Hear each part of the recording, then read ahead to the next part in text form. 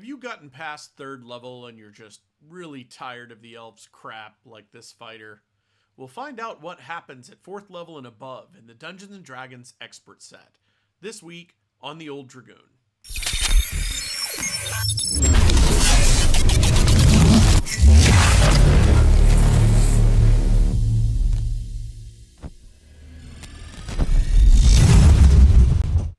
Welcome back to the Old Dragoon.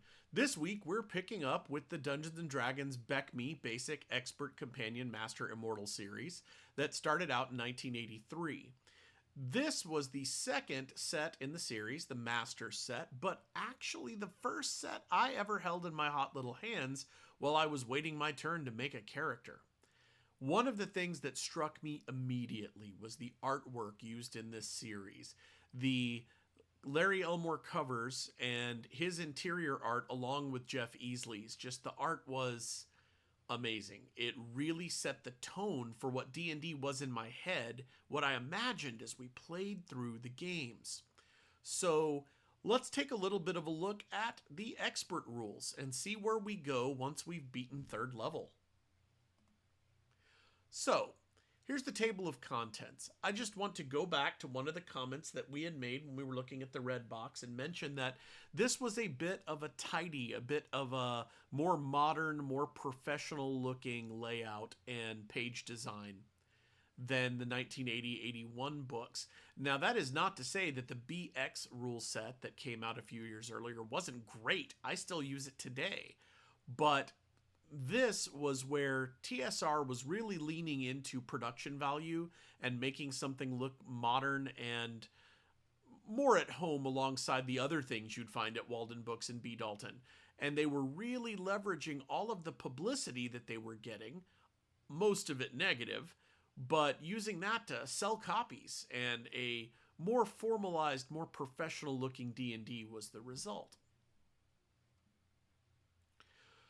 So, we are now past those first three introductory levels. We are getting into the spots where characters are now considered to be heroic. Remember that ever since the original version of D&D that dropped in 1974, fourth level for fighters was tagged as hero.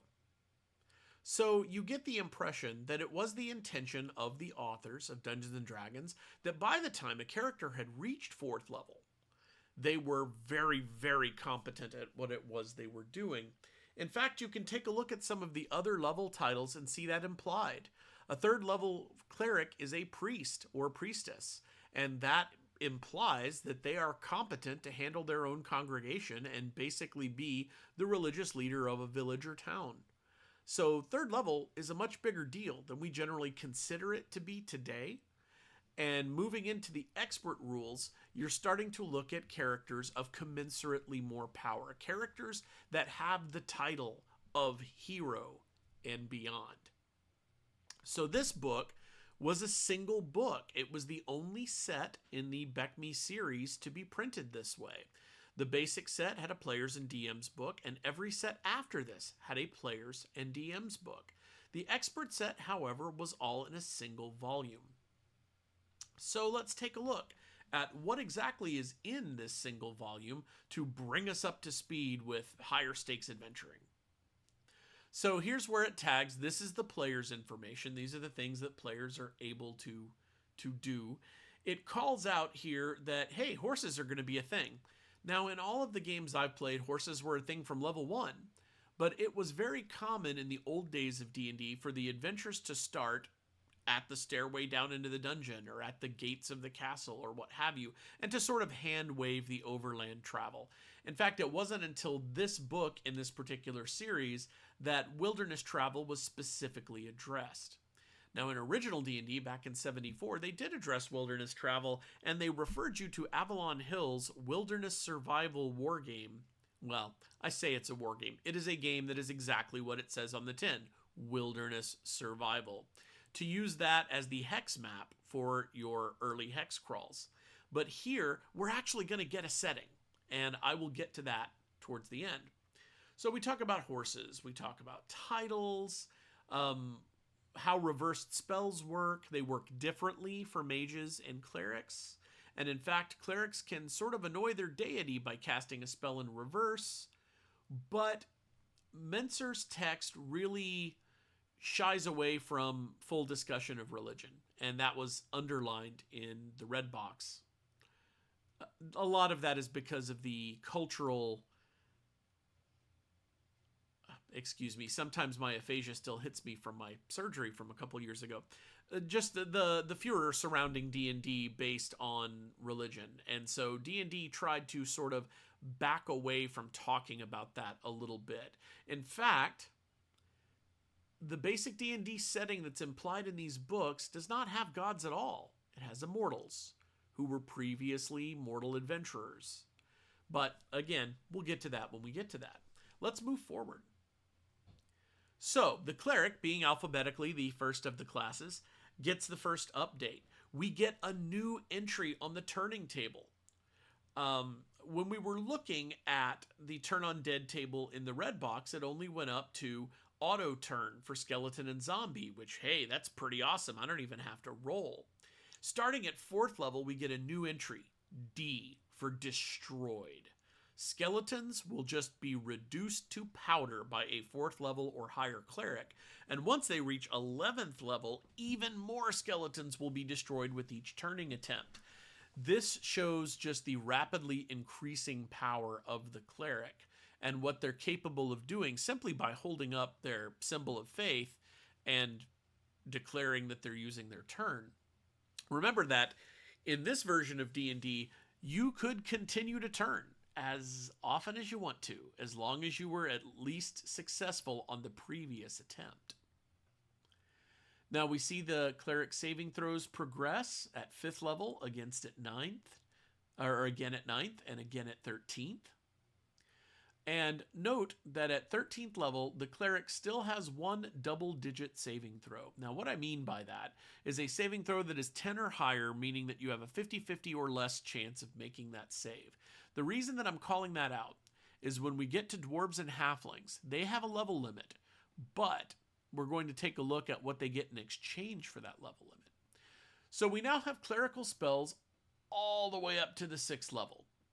Now, later in this series, we're going to go back and we're going to revisit the basic and expert books that came earlier. And you will note that the cleric actually picks up 2 sets of higher level spells at the same level in the earlier progression table. This progression table is smoothed out to be a little closer to what we're used to now, although the level 0, or as you were, the level 1 no spells at all line still exists for clerics at this point. Clerics had to prove themselves before they could start casting spells at all. This was bad news for first level characters because that meant the only healing you were going to get were potions or perhaps natural healing if you made it back to the town. So there is our updated cleric. We get a lot of the iconic spells that people tend to think of with clerics now that clerics can get past first level magic, which they could not in the red box, and start casting things that are a little more potent, like Bless. Sticks to Snakes. Okay, that one's not that potent, but it's fun. Continual Light, which pretty much solves your dungeon light source issues forever. Continual Light creates a permanent light source, and a lot of my players would cast Continual Light on a coin that they could then drop in a leather bag to douse the light. Some of them would cast it on a dagger, so that instead of having a torch in their hand, they would have a dagger that glows brighter than a torch that they could then stick in a monster at need. There were a lot of different uses for that. And you could cast those spells on a monster's eyes and cause blindness. And since Continual Light was permanent until dispelled, it would be a permanent blindness. All right, so that is our cleric, my favorite class. Not the first class I played, but the class I played the most often. We've got all the spells, and I'm going to stop for a moment to talk about this particular piece of artwork. This was the one piece that pulled me into D&D and made me want to play clerics all the time. just the concept of a character that could raise the spirit of a slain warrior. And I wasn't quite sure what was going on here. Um, right there is Speak with Dead, right? Just to the left of the image. But I was just flipping through the book and I thought, wow, is this character being raised? Is this character just being spoken to? What is this spirit going to say? What does he know? You know, and you see the other adventurers in the group just looking on in fascination. This piece of art just reached out and grabbed me. And to this day, I think about this piece when I'm playing D&D. Unfortunately, the first character I rolled up had a crappy wisdom, so I didn't play a cleric that first time out. But I got to it as soon as I could. So, next we get to the fighter. The fighter is the character that kind of comes up short compared to the spellcasters. And that was a perennial problem back in the old days, the old linear fighter quadratic wizard problem. Wizards and clerics gained lots and lots of spell abilities. Fighters just got a whole lot more hit points and hit things with the sword more easily. So you did pick up a couple of new abilities like lance combat, which is listed here, and spear combat, being able to set your spear versus a charge so that a charging enemy will sort of impale themselves and take extra damage. But those opportunities didn't come around very often. Mounted combat should have been a much bigger deal in D&D than my groups ever played it. Because you can't take your horses into the dungeon with you, at least not easily, we really didn't do a whole lot of mounted combat. Even when that was naturally a way to fight back then, it gave you some severe advantages. But, okay. So you get lance combat. That's cool. You get the spear combat. Taking a look at the fighter saving throws. The fighters have one double-digit save at 10th level, and by 13th level, everything is under 10. So that means they've got a really good chance of saving versus every effect that's out there. Now let's take a look at the fighter's experience titles. Remember I was saying that 4th level was hero. You'll note that 8th level is superhero. These titles still exist all the way back from chainmail, where hero and superhero were a type of figure that could be played in a chainmail battle that had explicit powers and abilities that lesser warrior figures did not have. In fact, you had to be of at least hero status to even engage some of the creatures on the fantasy combat table. So dragons and trolls and things could just tear up your town militia and they would have no chance of actually doing damage. But once a hero steps in, the hero actually has a line on the table and can roll against the numbers on that line and prevail against these fantastic creatures. A superhero doubly so. And so you also note that at 9th level, the fighter picks up the title Lord. And above that, it's just a 10th level or 11th level Lord. You'll notice that in a lot of these early D&D classes that have titles per level, once you hit 9th level, generally, you get a title that is an expression of your class. For instance, if we look next door on the magic user table, at 9th, you get Wizard. This is why you will hear some older players like myself refer to 9th as name level. That is the level at which your title becomes more or less the name of your class.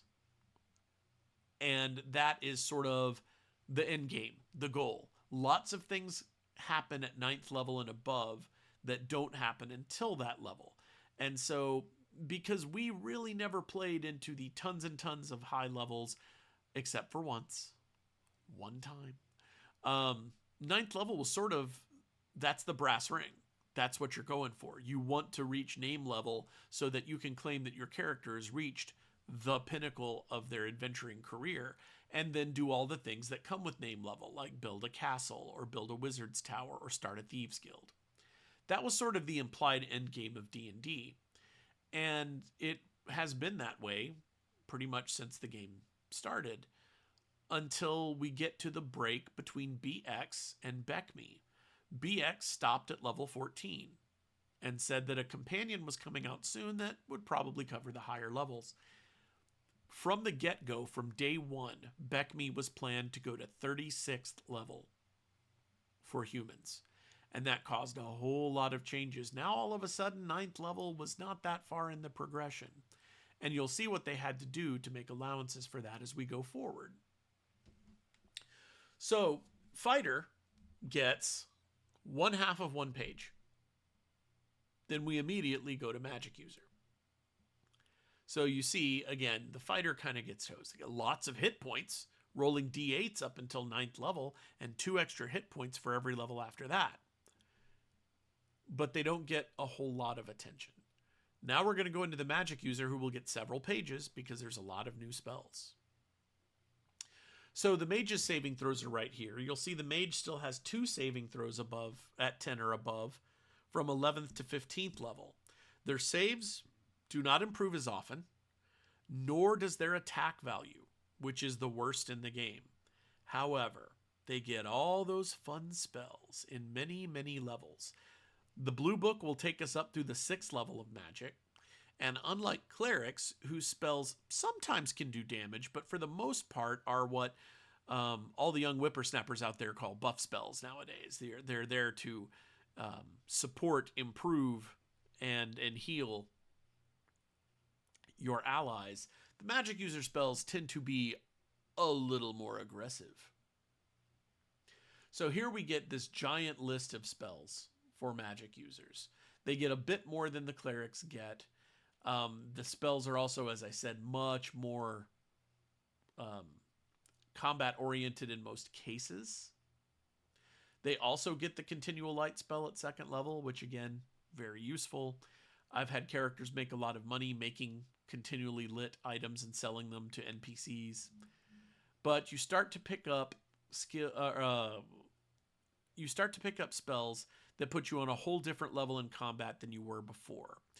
In the red box, 1st to 3rd level, you had Magic Missile, you had Sleep. Of course, Sleep, ridiculously useful. Phantasmal Force was a good spell. Web was a good spell at 2nd level, but even the most powerful wizards in the red book only got 1 of those per day. Now, when the wizard hits 5th level, they potentially gain access to the 2 spells that change combat more than any other spell in D&D. Sure, there are spells that do more damage, but as far as how different is a major fight than just 1 level before this, it all changes when the wizard hits 5th level, because they pick up their 1st, 3rd level spell. And if it is Fireball or Lightning Bolt, all of a sudden the tables turn tremendously against most monsters. Fireball and Lightning Bolt do ridiculous amounts of damage, and if employed in an intelligent fashion, can do even more. That is a huge change. The wizard, I think, at this level goes from hiding behind the fighter and tossing that 1 magic missile or that 1 sleep to actually being the fulcrum of a single fight.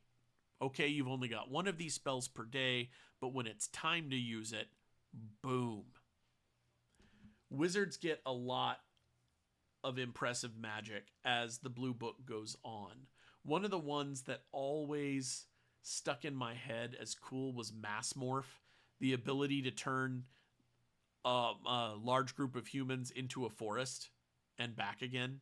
Just the ability to hide an army in plain sight. That caught my imagination. Teleport is, of course, fun. Ice Storm, hallucinatory terrain. There's lots of cool ones. Stone to Flesh and Flesh to Stone, also a lot of fun. Now, there are a couple of spells that I have had other people call out to me as problematic. And I don't mean problematic in a social sense. I mean in a game balance sense. Remember how we talked about how thieves had really low potential for doing what it is they're supposed to do professionally at the 1st through 3rd levels? Well, because they adjusted this book and the books that came after it to account for 36 levels, thieves advanced even more slowly in their core abilities, the things that we want them in our party to do. A 3rd level wizard could conceivably pick up the knock spell. The knock spell will automatically open any non-magically barred door, making the thief feel pretty useless at that point in time. Now, granted, the thief can try every door once, The magic user would expend their knock spell when they cast it. But there are certain RPG writers out there, notably Kevin Crawford, who wrote Stars Without Number, Worlds Without Number, Cities Without Number, who very strongly counsels GMs to simply remove any spell that allows the wizards to do another class's job better than the other class can do it, simply for niche protection and for the morale of that player. So anyway, we'll move along. Wizards! Superpowers! Yeah, don't get me started on fly. So, now we get to the thief. And here's where we're talking about the thief's abilities being a little bit lackluster at lower levels. Now, bear in mind that the thief does level up faster than any other character in the beginning, so getting to some of those midland levels where your thief abilities are a little more reliable is doable. The thief does fight a little bit better than a wizard. The thief does have the backstab. And at 10th level, thieves pick up the ability to use magic user scrolls, which is ridiculously useful. Now, there is a small chance, 10%, that ability could backfire. But 90% of the time, your thief could serve as a backup wizard if you happen to have the scrolls available. Thieves can build a thieves guild when they reach name level, which is pretty darn cool. I mean, come on. The ability to build a hidden fortress in a town and attract other thieves to do some dirty work for you. That's straight out of Fafhrd and the Grey Mouser territory. That's kind of narratively awesome. Unfortunately, in this version of D&D, like the versions before it, well, the versions before it, once hit dice are changed from everybody using D6s, thieves are relegated to the D4 territory. Nowadays, thieves tend to actually have a slightly larger hit die. And, now they're called rogues, and there's a whole set of rogue subclasses. They're a little hardier than they used to be. But back during this time period, thieves were only pulling a D4 hit points per level. Though, strangely, they did get +2 per level after they stopped getting hit dice, which is a little incongruous, but okay. They top out having saving throws with 1 save still in the double-digit territory. And let's look at those thief skills. So, at 4th level, where a fighter is called a hero, has already improved his attack bonuses once, and is packing a fair number of hit points. The thief is only able to reliably do one of the things you count on them to do, and that's climb sheer surfaces at 90%. Their ability to hear noise through doors or around corners or what have you, and thereby alert the rest of the party to the presence of monsters, is 50-50. Their hide in shadows is only 25%. To get over 50%, you've got to get up to 8th level, almost to name level. Your move silently, got to be 7th level for that to get over 50%. Pickpockets is the same, but pickpockets is penalized by 5% for every level a target is above the thief's level. Now, this not only means the GM's got to figure out what level every NPC is, but also it means the thief's pickpocket's ability may not be as good as the thief thinks it is. Remove traps, only 50-50 at 7th level. Open locks, only at 7th level. So really, the thief has a long road to hoe before their abilities even become a flip of a coin matter. Below that level, thieves really don't have a whole lot of reliability in their thief abilities. This is why we usually saw more than one thief in a party in my old days, even if we had to hire an extra thief. Because by the rules, if you try to pick a lock and fail, you can't try again until you've gained a level. It's a little silly rule, but that's the way the rules were. So there's our thief. Now we're into the demi-humans. Now this is where things get interesting. The demi-humans have level limits.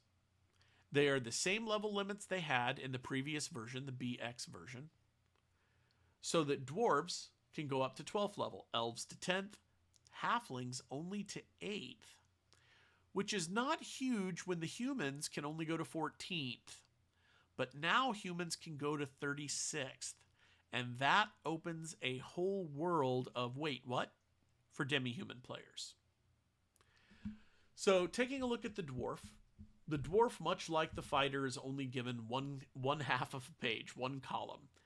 The dwarf gets hit points like the fighter. The dwarf's abilities were all given in the previous book, but the dwarf does get the set spear and charge with lance abilities. The dwarf can build a stronghold, just like a fighter. The dwarf's saving throws at 7th level are all well below 10. Dwarves are very, very hardy.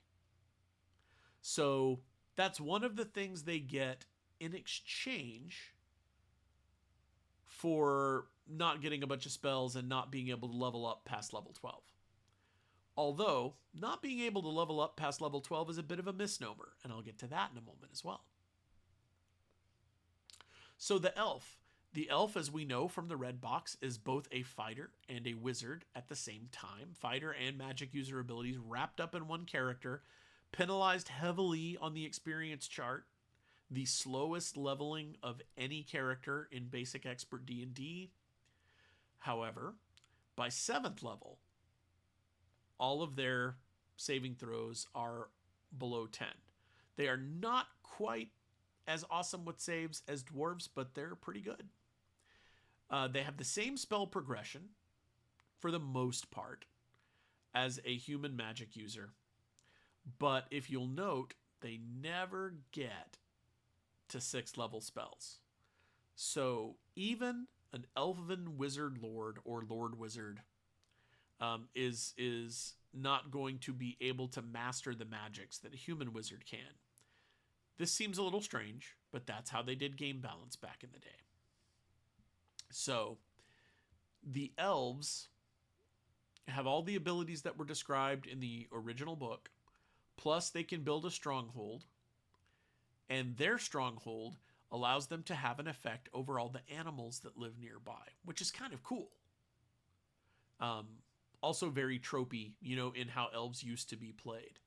Just take a look at that piece of art on the upper side of the page with like an elven house built up into a tree.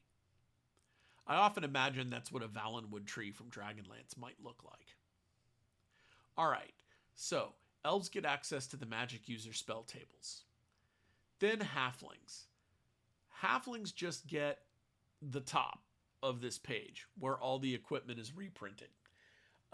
So halflings can only go to 8th level. By the time they get there, their saving throws are pretty rockin'.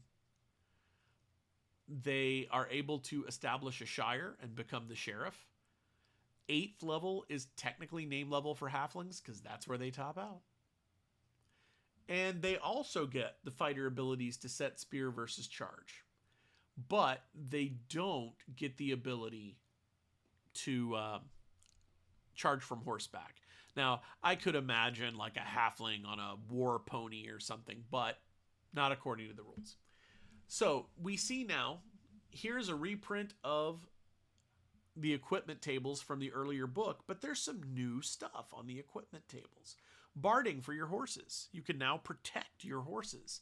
We have capacities and costs for different types of vehicles to get you where you're going. Everything from camels to galleys to canoes.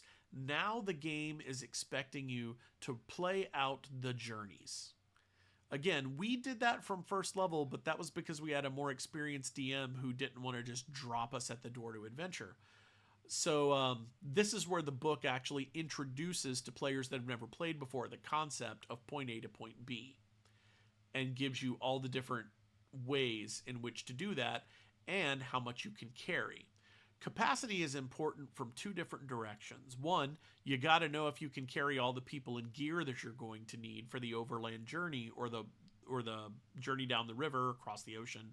You've got to have water, you've got to have food, you've got to be able to carry the actual people. If you're bringing your horses with you, you've got to be able to carry that.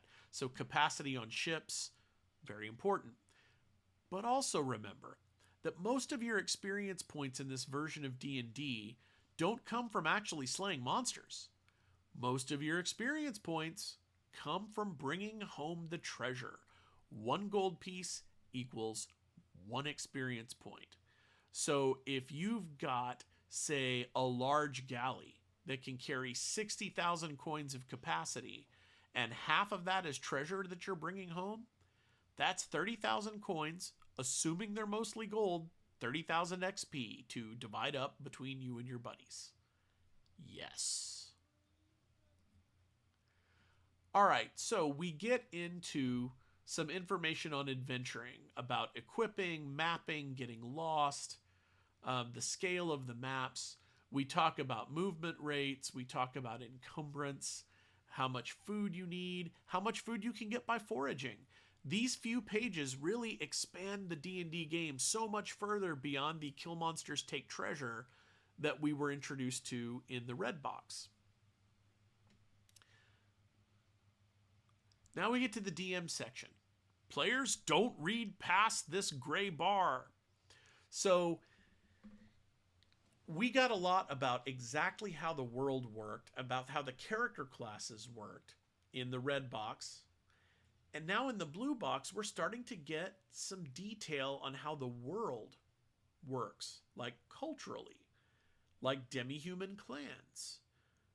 We get some information here on how those are formed. We start to talk about things we didn't have to worry about at lower levels, like aerial combat. First through third level characters, generally not going to be airborne, but now there are both creatures and spell abilities that allow PCs and monsters to be flying around. We get some information on mass combat, and it refers you back to chainmail, but in the companion set, there will be a whole subsystem that teaches you how to do really large battles. I can't wait to talk about that because I've used it quite a bit during my time as a DM. We talk about how to build your strongholds. How much does it cost to build a castle? About how to give experience points, about followers, a little bit more about hirelings, people that come along with you, mercenaries you can hire. Now we're not just talking about a couple of torchbearers and an extra sword. We've got a table here telling us how much it costs to hire, say, archers or heavy footmen so that you could build out the army at the structure that you build when you reach name level. So we get some more DM's advice. We find out about specialists that you can hire, especially once you settle down and have a castle. You might need a sage. You might need a spy. You might want to hire an armorer to make armor for all the troops you just hired. We talk about taxes. Once you've established your base of operations, you can actually tax the people that live there and make some money and presumably experience points off of that. We talk about the wish spell, which can be hugely problematic in games, and get some good advice. And then we get some advice about putting together your wilderness area, how to generate it, what size villages are, etc. Now, all of this is pretty darn good advice, and it appears in a very different fashion than previous versions of D&D, where you tended to get refer to Avalon Hill's Outdoor Survival and use that map. Now, advanced D&D was going way beyond this at this time. I'm just talking about the basic line. So tracing the lineage from wood grain box to white box to Holmes to Moldvay to this. So you're really getting a deeper dive than basic D&D had gotten before. Here's all your tables for combat expanded for much larger monsters. Random encounter tables, which is something I still love, and I still love that it's possible in some areas for some really level inappropriate monsters to show up. In old school D&D, you had to know when to hold them and know when to fold them. You could not assume that every encounter your party ran into was balanced to be level appropriate. Sometimes you would just run into something ridiculously stronger than your party was, and you had to know, you know what, guys, let's not engage. Let's run. I noticed that long about 3rd edition, definitely 4th edition, and definitely 5th edition, there is an expectation that adventures and encounters will be balanced using a encounter balance system like challenge rating, things like that. All of that is hard-coded into D&D now. Didn't used to be. Now, both styles of play are valid depending on what you're going for. But back in the day, we would run into things that we had to be smart enough to know we couldn't handle. And that was a different type of D&D. So, Threshold, you are introduced to a city that is intended to be the gateway to adventure. We have a map of Threshold. We have some information about Threshold. Then we get into the Grand Duchy of Karamakos. This is, without a doubt, my favorite place to start D&D campaigns. And it fits into a larger world that was referred to as the Known World, and then later given a name, Mystara. Mystara even expanded into 2nd edition AD&D before the line ended, and it's hung on here and there. People have talked about it. People have played it. I've run every edition of D&D in Mystara. But this was the first place that it was introduced to most players. This is an early map of the Duchy of Karamakos, including the capital city of Specularum, the Duchy of Kelvin, which is where my wife's first D&D character was from, the city of Threshold, the Republic of Darrican is to the north, and you will also find the Keep on the Borderlands is tucked away on this map. The Black Eagle Barony is there. There are several adventures that are set there over the course of the basic D&D line. Luln and the Haunted Keep, also known as Korazegi Keep, those show up in several adventures, and I've done a lot with those as well. But this is the first time you get an explicit campaign map to play in. The Red Box didn't have it. Wait. Now that I'm thinking about it, I may be misremembering in my old age. This may have also appeared in Moldvay Cook Marsh Expert. I'm going to have to go back and check that. I apologize for brain farting. But this is still my favorite setting.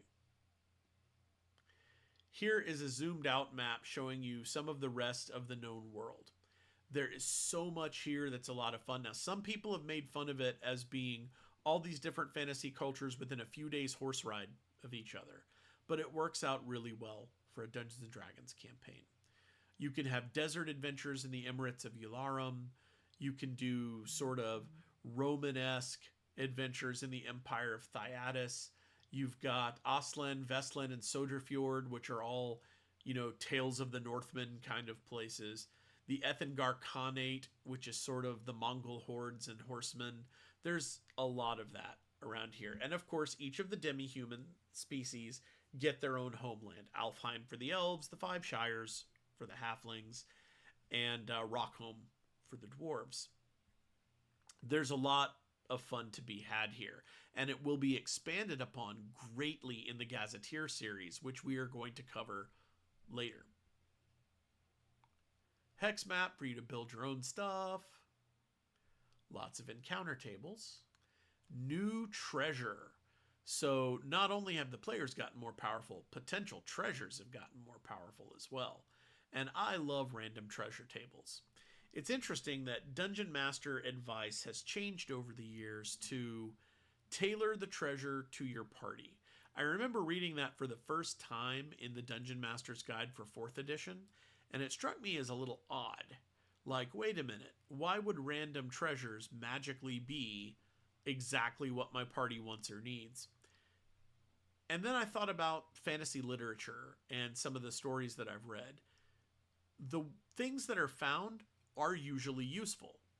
Very rarely do the protagonists in a story come across a random magical item that just doesn't do anything that they find of use. And so, or something that no one in the party can use. You know, when the dwarves and Gandalf defeat the trolls, they find the two ancient elvish blades, and both Thorin and Gandalf decide to wield them. They're useful. You know, Bilbo finds the ring. Colwyn finds the glaive. All sorts of things that happen that are actually useful. Unlike, oh, we're a party without a magic user and we just found some magic user scrolls. What are we going to do with those? The obvious answer as a gamer is take them back to town and sell them, but I can understand where that would be disappointing to a player group. So I initially bristled when they said, oh, don't use random tables, because this is what I grew up with and I loved it. Oh, I loved every minute of finding absolutely weird stuff. But I do understand where more modern gamers are coming from. So here we are with all the random weapon and armor tables, and you'll notice that this continues the tradition of magic swords being their own category and everything else lumped into a different table.